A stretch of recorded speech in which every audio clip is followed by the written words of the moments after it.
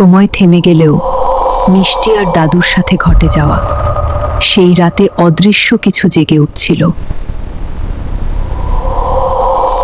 দাদু, ওরা তো দরজা ভেঙে ভিতরে চলে আসছে। হ্যাঁ, আজ ওদের থামিয়ে রাখা যাবে না, আর আমরা পালাতেও পারবো না।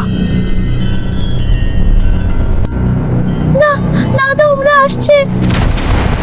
দরজা ভেঙে গেছে, তোর পেছনে কেউ নেই, শুধু আমি এখন।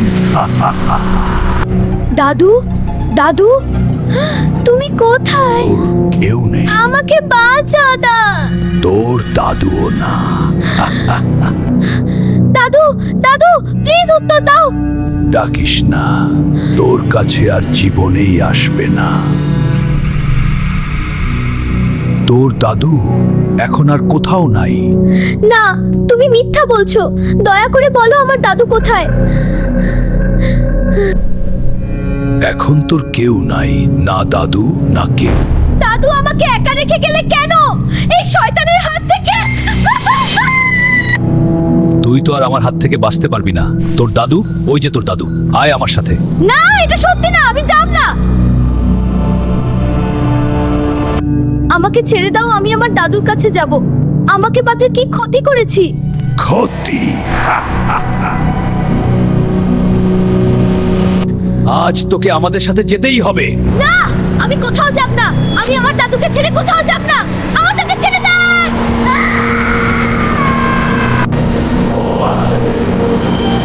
পালাবি কোথায় তুই? তোকে তো আজ নিয়েই যাব, কেউ বাঁচাতে পারবে না। তোকে তো আজ নিয়েই যাব, কেউ বাঁচাতে পারবে না।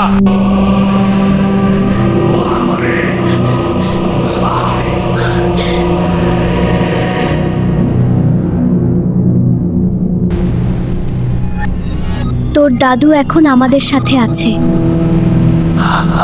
সব শেষ করে দেব। এখনো অনেকে বাকি, সব শেষ করে দিব।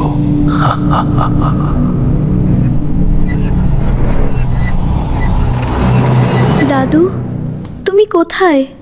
তোর দাদু আর আসবে না।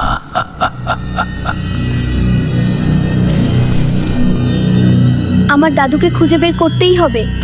দাদুকে বাঁচাতেই হবে। আমি পারবো। হ্যাঁ, আমাকে পারতেই হবে।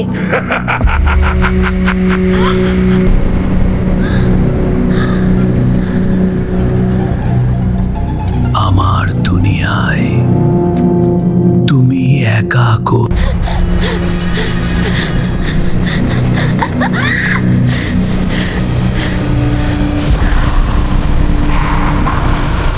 মিষ্টি কি পারবে তার দাদুকে বাঁচাতে?